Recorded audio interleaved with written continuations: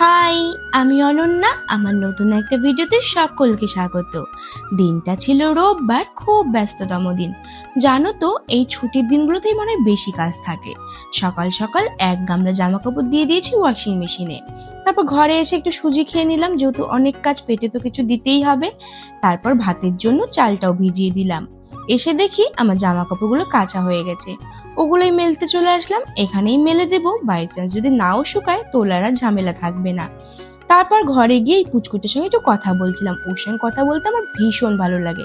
তারপর দেখলাম রান্না বান্নাও কমপ্লিট। আমি টুক করে চানটা করে নিলাম, সাথে একটু স্কিন কেয়ারও করে নিলাম।